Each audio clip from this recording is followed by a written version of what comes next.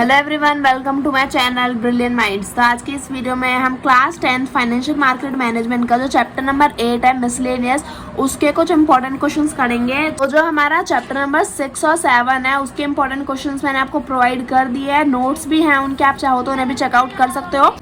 तो आप सभी बच्चों को ना वो चाहिए, क्या बोलते हैं, सैंपल पेपर चाहिए, है ना। तो आप इतना टेंशन में क्यों हो, ये इंपॉर्टेंट क्वेश्चंस कंप्लीट होते ही मैं आपका सैंपल पेपर करा दूंगी। कोई इतना बड़ा पहाड़ नहीं है सैंपल पेपर, आप इतनी परेशानी मत लो। मैं आपका सैंपल पेपर आपको एक ही दिन में क्लियर करा दूंगी पूरा। बस अब देखो हमारा चैप्टर नंबर 9 बचा है, 10 बचा है, 2 दिन में वो भी कवर हो जाएगा। तो उसके बाद मैं आपको सैंपल पेपर ही कराऊंगी, तो आपको इतनी ज्यादा टेंशन लेने की जरूरत नहीं है। मैं आपको सैंपल पेपर पक्का करा दूंगी, आंसर भी बताऊंगी, आपके संग डिस्कस भी करूंगी। कोई भी डाउट होगा तो वो भी आपका मैं आप कमेंट सेक्शन में कर दोगे तो मैं आपका रिप्लाई कर दूंगी। तो मैं सैंपल पेपर आपको प्रोवाइड कर दूंगी, तो उस बात के लिए आपको ज्यादा परेशान होने की जरूरत नहीं है। अभी आप इंपॉर्टेंट क्वेश्चंस देखो, चैप्टर्स पढ़ो और क्या बोलते हैं पूरी थ्योरी को अच्छे से समझो।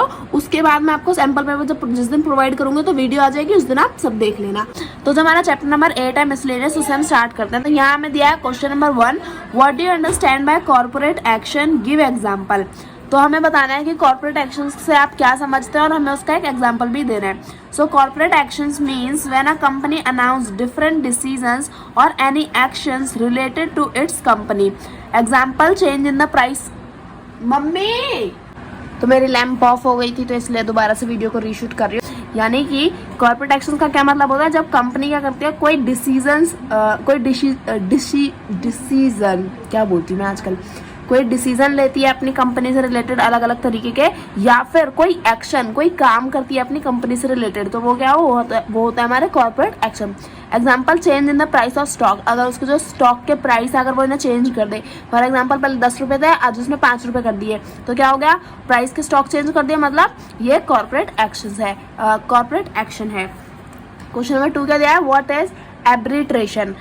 Arbitration is an alternative dispute resolution mechanism provided by a stock exchange for resolving disputes between trading member and their client। यानी कि arbitration क्या है, arbitration जैसे हमारे grievance cells होता है ना, grievance cell ऐसा कुछ, मुझे याद नहीं आ रहा करेक्ट नेम, तो वो जो होता है हमारा arbitration क्या है, उसी की एक हम कह सकते हैं अपग्रेडेड फॉर्म है, जिसमें हम क्या करते हैं, हमें डिस्प्यूट रिजोल्यूशन करते हैं। यानी कि जो भी अगर हमारे बीच में कुछ कन्फ्लिक्ट हो गए हैं या फिर कुछ खराबी तो नहीं, मतलब कुछ अगर परेशानी आ गई है, कोई कन्फ्लिक्ट हो गया, कोई बात समझ नहीं आ रही है, फिर ऐसा हो गया कुछ लड़ाई वड़ाई हो गई है किसी क्या बोलता है हमारे ट्रेडिंग मेंबर और किसी क्लाइंट के बीच में, तो हम क्या करते हैं, आर्बिट्रेशन के पास में जाके अपना जो है जो परेशानी है उसे हम सॉल्व करवा सकते हैं, उस प्रॉब्लम का हल हम उन लोगों से मांग सकते हैं। आगे क्या दिया है क्वेश्चन नंबर 3, थोड़ा सा मैं इसे आगे कर देती हूँ इतना। यहाँ में हमारा क्वेश्चन नंबर 3 क्या दिया है, when a company invest in itself what is it known as and how a company invest in itself. यानी कि जब एक कंपनी खुद में इन्वेस्ट करती है तो उसे हम क्या कहते हैं और किस तरीके से कोई भी कंपनी अपने आप में इन्वेस्ट कर सकती है। तो जब कंपनी अपने आप में इन्वेस्ट करती है उसे हम क्या बोलते हैं, बाय बैक ऑफ शेयर्स। और किस तरह से कंपनी अपने आप में इन्वेस्ट कर सकती है, अ कंपनी की स्पेलिंग गलत है, सॉरी, अ कंपनी COMPANY, ठीक है।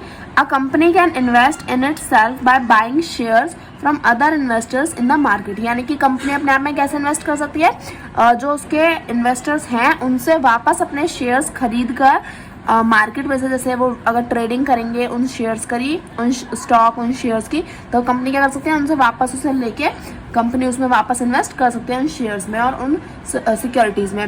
The return which is declared by a corporate is known as what. यानी कि अगर कोई एक कॉर्पोरेट रिटर्न हमें प्रोवाइड करता है तो उस रिटर्न को हम क्या कहते हैं, द रिटर्न जो हमें प्रोवाइड होता है उस रिटर्न को क्या कहते हैं, dividend is the return declared by a corporate. तो जो हमारा कॉर्पोरेट है वो कॉर्पोरेट, ओहो कितनी स्पेलिंग गलत लिखी है, कॉर्पोरेट, माइनर मिस्टेक है, आप ध्यान रखना, थोड़ा जल्दबाजी में लिखता है इसलिए। तो यहाँ पे क्या दे रखा है, यहाँ पे दे रखा है कि जो रिटर्न हमें मिलता है वो क्या होता है, हमारा डिविडेंड होता है। क्वेश्चन नंबर 5 देख लेते हैं, is there any method to attract the investors toward a corporate to invest in it, if yes then how and if no then explain. यानी कि हमें यहाँ पे क्या बोला है, हमें यहाँ पे सिंपली बोला है कि क्या ऐसा कोई मेथड है जिसमें हम क्या कर सकते हैं, इन्वेस्टर्स को अट्रैक्ट कर सके ताकि वो हमारी कंपनी में आके क्या करे, इन्वेस्ट करे। अगर हाँ तो कैसे कर सकते हैं, अगर नहीं, अकॉर्डिंग टू यू आपको बताना है। अगर आपको लगता है हाँ कर सकते हैं अट्रैक्ट, तो बताओ कैसे, और अगर नहीं कर सकते तो वो भी आपको बताना पड़ेगा। तो yes, by splitting stocks a corporate can attract their investors towards this company to invest in it. यानी कि हाँ, एक मतलब कुछ मेथड्स हैं जिसमें हम क्या कर सकते हैं, किसी भी इन्वेस्टर को अट्रैक्ट कर सकता है कंपनी की तरफ उसमें इन्वेस्ट करने के लिए। कौन से मेथड्स है? स्प्लिटिंग स्टॉक, यानी कि जब हम स्टॉक को स्प्लिट करते हैं तो उसकी वजह से क्या हो जाता है, प्राइस कम हो जाता है ना। स्टॉक स्प्लिट हम लोगों ने पढ़ रखा है।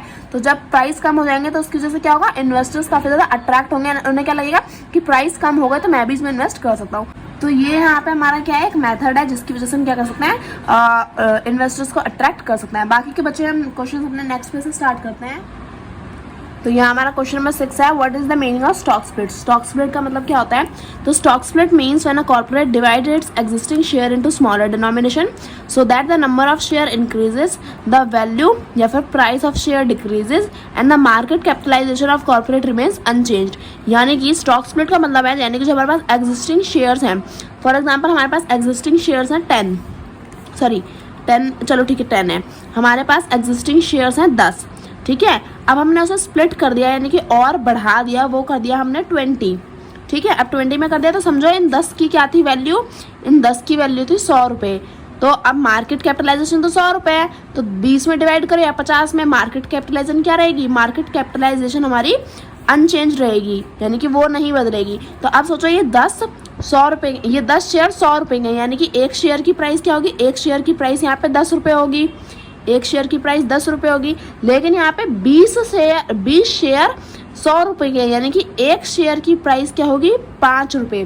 तो अब देखो यहाँ पे एक शेयर था, अब वो क्या हो गए, अब ये 10 थे 20 हो गए, तो नंबर ऑफ शेयर्स इंक्रीज हो गए, प्राइस क्या हो गया, कम हो गया। पहले एक शेयर की वैल्यू 10 रुपये थी, यहाँ एक शेयर की वैल्यू 5 रुपये है, तो नंबर ऑफ शेयर इंक्रीज हो गए, वैल्यू कम हो गई, लेकिन मार्केट कैपिटलाइजेशन क्या है, सेम है। तो यही होता है हमारा स्टॉक स्प्लिट। आई होप आपको समझ में आया होगा। मैंने आइए वैसे आपको बहुत बार पढ़ा रखा है, लेकिन फिर भी मैं आपको पढ़ा देती हूँ ताकि आप अच्छे से आपके दिमाग में बैठ जाए, ये चीज़ें आपके दिमाग से निकले नहीं।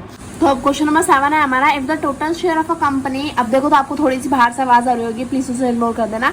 तो देखो क्वेश्चन बता देती हूँ, टोटल शेयर्स क्या है, 10,000 हैं, और हर शेयर का प्राइस है हमारा 10 रुपये, ठीक है। लेकिन कुछ टाइम के बाद हम क्या करते हैं, अपने शेयर को जो है वो स्प्लिट कर देते हैं 20,000 में। तो अब हमें क्या बताना है, अब हमें बताना है price of each share now. तो देखो प्राइस ऑफ शेयर क्या था, पहले 100 रुपये था और नंबर ऑफ शेयर थे 10,000। अब हमने ना स्प्लिट कर दिया 10,000 से 20,000 में। तो सबसे पहले आप निकाल लो मार्केट कैपिटलाइजेशन। तो 100 इंटू 10,000 करोगे तो क्या आ जाएगा, मार्केट कैपिटलाइजेशन आ जाएगी हमारी 1 10 100 1000 100 लाख 10 लाख। तो हमारी मार्केट कैपिटलाइजेशन है 10 लाख की। तो अब देखो प्राइस ऑफ शेयर, अब हमें अगर निकालना है तो हमें करंट प्राइस निकालना है, क्योंकि हमारे शेयर क्या हो गए, स्प्लिट हो गए, 20,000 में हो गए। तो मार्केट कैपिटलाइजेशन को डिवाइड कर दो हमारे जितने नंबर ऑफ शेयर्स हैं, करंट जितने हैं उतनों से। तो देखो मार्केट कैपिटलाइजेशन है 1 लाख और हमारे करंट शेयर्स कितने हैं, 20,000, डिवाइड कर दोगे तो आपकी करंट शेयर्स की प्राइस क्या आ जाएगी, वो आ जाएगी 50 रुपीज़। तो इसी के साथ हमारा क्वेश्चन नंबर 7 कंप्लीट हो गया। अब क्वेश्चन नंबर 8 और 9 में हम अपना चेकआउट कर लेते हैं।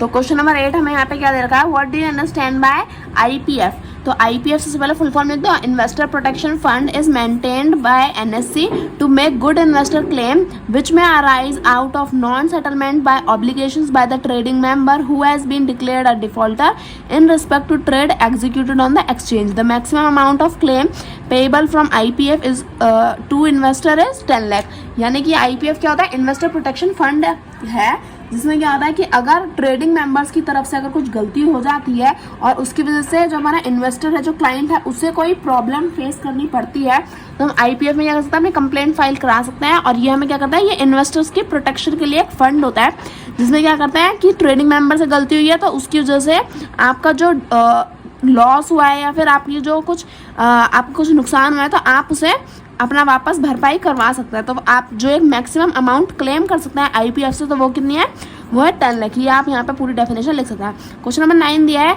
When the securities was settled on T+2 basis what does it known as. यानी कि अगर हमारी सिक्योरिटी T+2 के बेसिस पे जब हम क्या करते हैं, सेटल करते हैं, तो इस प्रोसेस को हम क्या बोलते हैं, इस मेथड का नाम क्या है। तो इस मेथड का नाम है रोलिंग सेटलमेंट। तो यहाँ तक हमारा हो गया। आगे के बच्चे नेक्स्ट क्वेश्चन हम नेक्स्ट पे से स्टार्ट करते हैं। क्वेश्चन नंबर 10 दिया है हमें, right the function of clearing corporation. यानी कि हमें क्लियरिंग कॉर्पोरेशन के क्या बताना है, फंक्शंस बताने हैं। तो it clears and settle all transactions, यानी कि क्लियरिंग कॉर्पोरेशन क्या करती है, जितनी भी हमारी ट्रांजेक्शन्स हुई है उन्हें क्लियर और सेटल डाउन कराती है।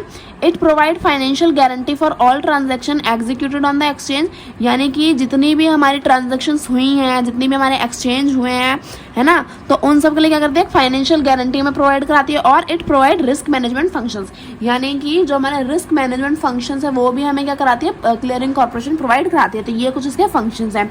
डिफरेंस बिटवीन पे इन एंड पे आउट, ये तो आपको अच्छे से याद होना चाहिए। मैंने बहुत अच्छे से इसका एक मेथड भी आपको बताया था याद रखने के लिए।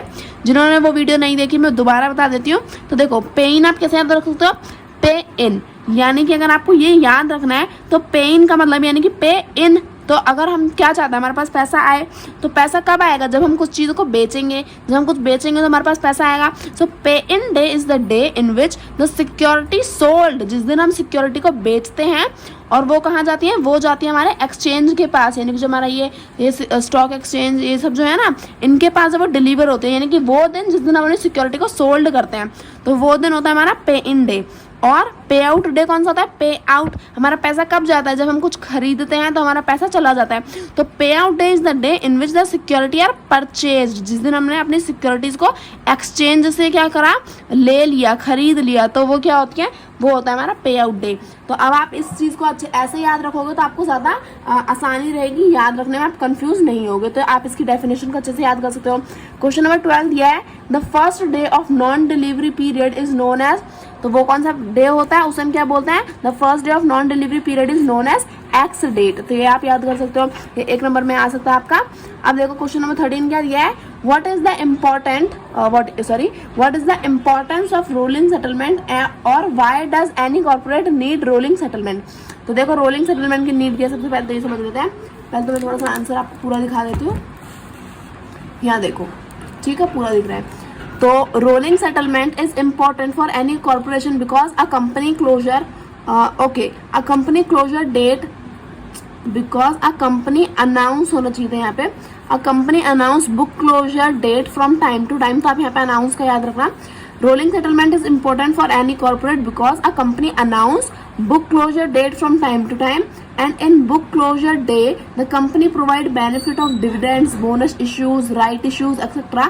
And if rolling settlement is not present in market, then any investor can invest in that market on that day for taking advantages of these benefits. So for avoiding this, rolling settlement is important. That's why corporate need rolling settlement. यानी कि rolling settlement क्या होता है, T+2 के हमें मिलना, यानी कि अगर हमने मंडे को सिक्योरिटी खरीदी है तो वो हमें वेडनेसडे को मिलेगी, है ना। तो ऐसा हम क्यों करते हैं, क्योंकि कंपनी क्या करती है, बुक क्लोजर डे को अनाउंस करती है। ये आपको चीजें याद रखनी है, मैंने आपको पढ़ा रखा है, ये आपको याद होना चाहिए, आपको दिमाग में क्लिक करनी चाहिए सारी चीजें। देखो कंपनी क्या करती है, बुक क्लोजर डे अनाउंस करती है टाइम टू टाइम।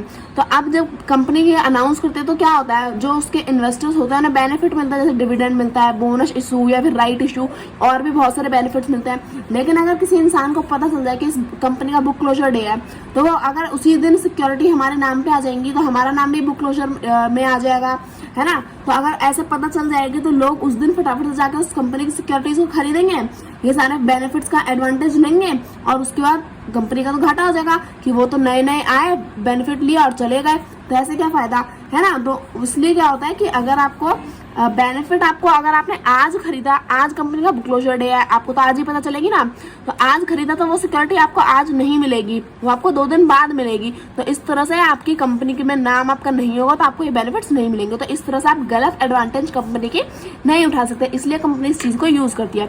अब देखो एक्सप्लेन बुक क्लोजर और रिकॉर्ड डेट। तो बुक क्लोजर और record that help a company determine exactly the shareholders of a company as on a given date. Book closure refer to the closing of the register of the name of investor in the record of a company. Book closure date क्या होती है या फिर record date क्या होती है, इसमें हम इसमें कंपनी को हेल्प मिलती है किस चीज की, उसे पता चलता है कि कंपनी में उस दिन पर, उस गिवन डेट पर उसके कंपनी में एग्जैक्टली कितने शेयर होल्डर्स थे। तो ये हमारी बुक क्लोजर डेट हमें ये डिटरमाइन कराने में हेल्प कराती है कि कंपनी के उस गिवन डेट पे, पर्टिकुलर डेट पे कितने शेयर होल्डर्स हैं और बुक क्लोजर क्या होती है, refers to closing of registered, यानी कि जिस दिन हमारा बुक क्लोजर डे है तो उस दिन कोई भी नया इन्वेस्टर्स हमारे रजिस्टर्ड में अपना नाम रजिस्टर्ड नहीं करा सकता है। तो ये होता है हमारा बुक क्लोजर डे। बाकी मैंने आपको पूरी एक्सप्लेनेशन चैप्टर्स में दे रखी है। ये बस इंपॉर्टेंट क्वेश्चंस थे कुछ जो मेरे को लगे कि बहुत ज़्यादा इंपॉर्टेंट है, जो जो आ सकते हैं, तो वो मैंने आपको दे दिए। आई होप आपको सारे क्वेश्चन अच्छे से समझ में आए होंगे। कोई भी डाउट है तो प्लीज़ कमेंट सेक्शन में पूछ लेना। प्लीज़ अपनी मेरी जो वीडियोज़ है ना उन्हें अपने दोस्तों के साथ क्लास ग्रुप में भी शेयर कर देना ताकि और बच्चे भी पढ़ सके। तो वीडियो अच्छी लगे तो प्लीज़ वीडियो को लाइक करें and subscribe my channel for more videos. Thank you for watching.